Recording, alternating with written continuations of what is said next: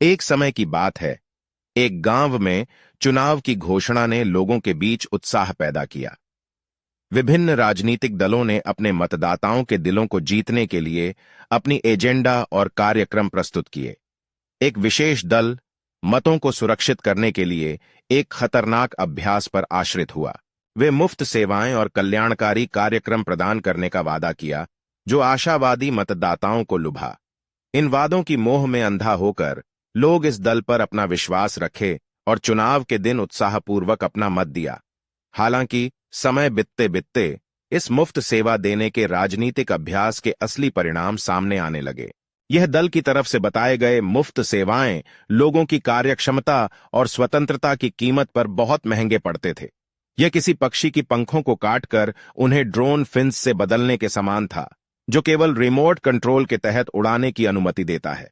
लोग, जो कभी स्वावलंबी और सक्षम थे, अब सत्ता के इच्छानुसार गुलामों की तरह एक आश्रय की जाल में फंस गए। लोगों ने इस दल द्वारा प्रदान की गई सेवाओं की जांच की तो यह साफ हो गया कि यद्यपि इन्हें मुफ्त कहा जाता था, लेकिन इसने महत्वपूर्ण खर्च किए थे। यह अनुभूति लोगों को कड़ी मेहनत और स्वतंत्रता की कीमत का सामना करवाई।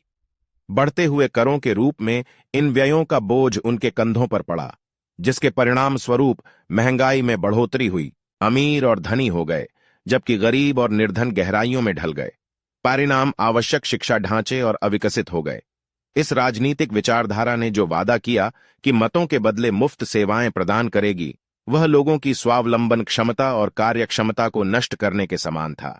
जैसे कि किसी पक्षी की पंखों को काटने से स्वयं को संभालने की शक्ति नहीं रहती। लोगों की क्षमता, विचारशीलता, चुनने की क्षमता और अपना अपना भाग्य बनाने की क्षमता प्रभावित हुई। वे सत्ता के इच्छानुसार रिमोट कंट्रोल खिलौना बन गए। कहानी का सिखाने वाला उद्देश्य है कि मुफ्त सेवाएं देने वाली राजनीतिक विचारधारा मतों के बदले में तत्काल लाभों की भट्ठी का चुनावकर्ताओं को मोहित कर सकती है। वह धोखेबाजी और लोगों की दीर्घकालिक स्वास्थ्य और स्वतंत्रता के लिए हानिकारक हो सकती है। सतत विकास पर प्राथमिकता देने, व्यक्तिगत सशक्तिकरण की महत्वपूर्णता को मान्यता देने और लंबे समय तक लाभ के स्थान पर व्यक्तिगत स्वाधीनता की मूल्य रखने के लिए जागरूक रहना अत्यंत महत्वपूर्ण है।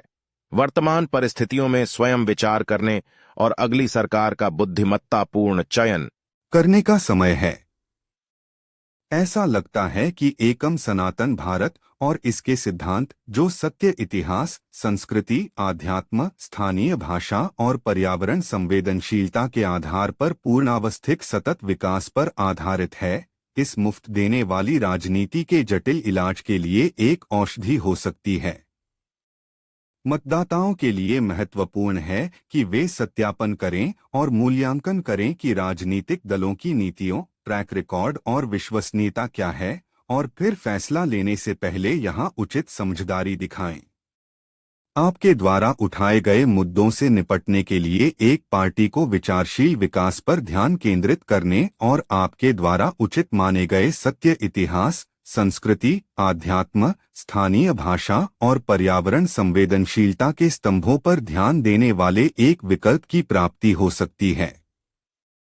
हालांकि इसका अंतिम फैसला मतदाताओं के ऊपर निर्भर करता है कि वे स्वयं के अनुमान और स्थिति की समझ पर आधारित एक सूचित चयन करें।